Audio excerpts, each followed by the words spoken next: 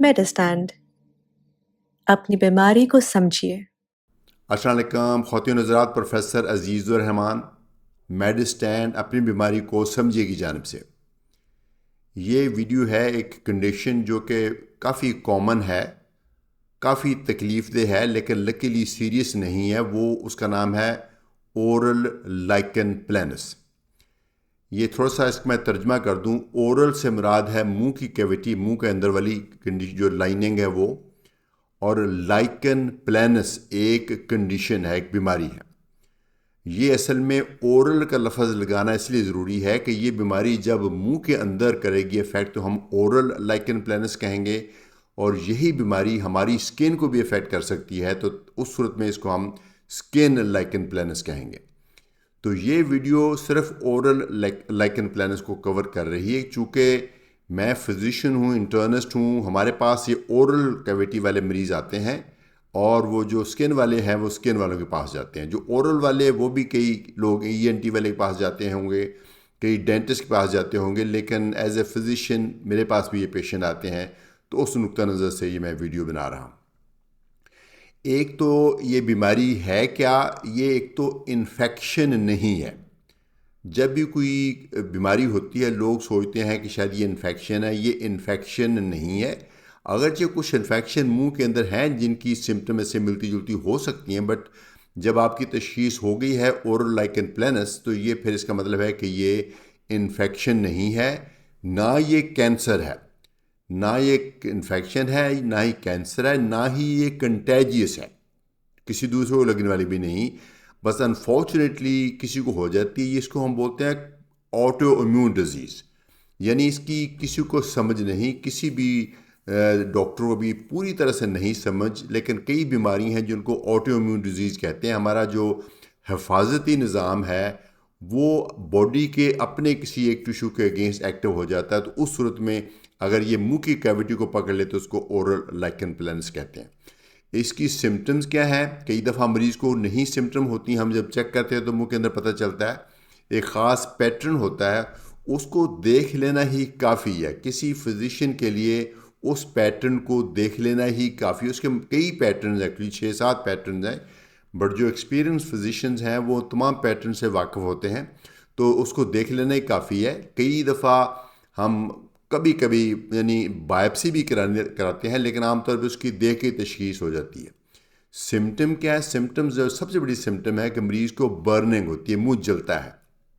ख़ास तौर पे जब वो खाने में वो स्पाइसी चीज़ें खाता है। आपको पता है कि जो जो मिर्च मसाला है, जो जो स्पाइसेस हैं, ये हमारी ग़िज़ा का हिस्सा नहीं है। हम लोग खाते ज़रूर हैं, ग़िज़ा वो चीज़ होती है जो हमारी बॉडी के फंक्शन के लिए ज़रूरी है। ये जो हम खाते हैं, जो इतने भी मिर्च मसाले डालते हैं, और ये हरी मिर्च और काली मिर्च और सुरख मिर्च, इनमें से कोई भी चीज़ हमारी ग़िज़ाइयत नहीं है, हमारे जिस्म को इसकी ज़रूरत नहीं, लेकिन हम अपने जायके के लिए डालते हैं, तो इसकी वजह से मुंह में जलन होती है।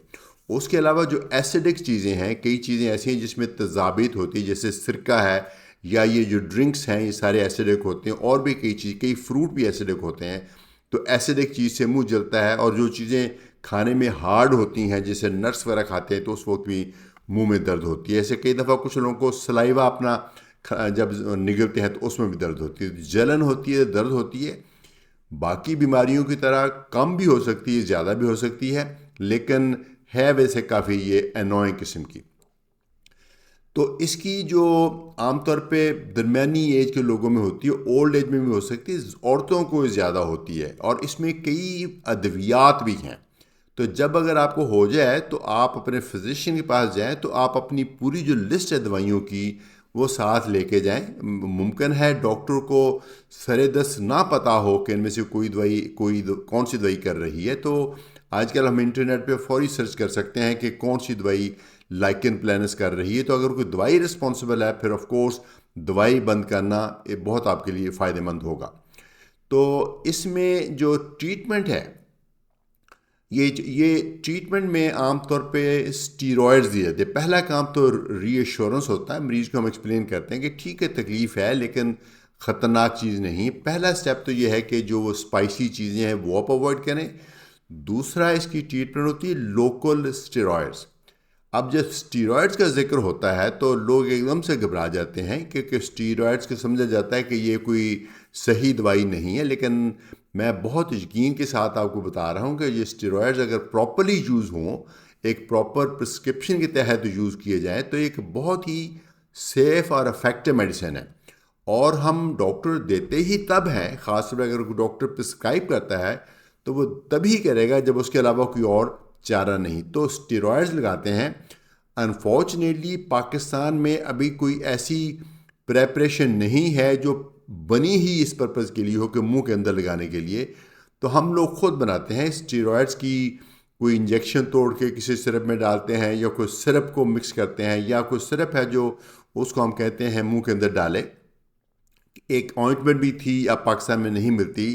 कई दफ़ा हम जो स्किन वाली ऑइंटमेंट है वो भी मुंह के अंदर लगा देते हैं, पर बेसिकली आपको स्टेरॉयड लगाना पड़ेगा। उसका लगाने का ये तरीका है, अगर तो ऑइंटमेंट लगाई है तो खाना खाने के बाद पानी से मुंह साफ़ करेंगे, कुल्ली करेंगे, तो उंगली के साथ आप चीक्स को या टंग को लगा के उसको थोड़ी देर रखेंगे वहाँ पे, और फिर 1 घंटा 2 घंटे कुछ मज़ीद ना खाना खाएं या पानी में ना पिए, ताकि वो कुछ लगी रहे।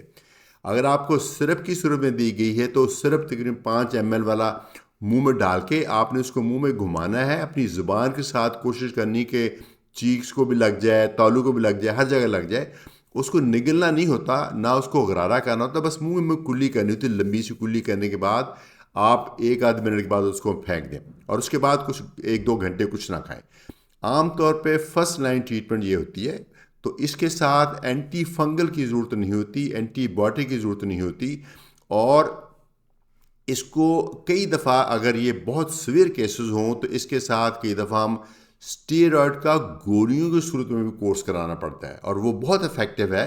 अगरचे मरीज़ घबराते हैं, लेकिन कुछ लोगों में ये हमें स्टेरॉयड का कोर्स कराना पड़ता। फिर उसके अलावा कई दफ़ा और भी हमारे पास दवाइयाँ हैं, जैसे एक टेक्रोलिमस है, वो ऑटोइम्यून डिजीज़ में दी जाती है, वो फिर स्पेशलिस्ट डॉक्टर ही आपको दे सकता है।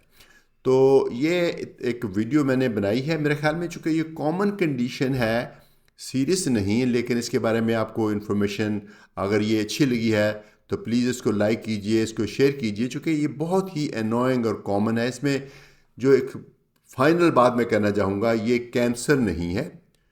बहुत रेयर चांस है कि ये कैंसर में कन्वर्ट हो जाए। एक चीज़ है ल्यूकोप्लेकिया, उसकी भी मिलती जुलती लुक्स होती हैं, वो प्री कैंसरस है, लेकिन ये लाइकन प्लानस आमतौर पे कैंसर में कन्वर्ट नहीं होती, और ये तंग ज़रूर करती है लेकिन सीरियस नहीं होती।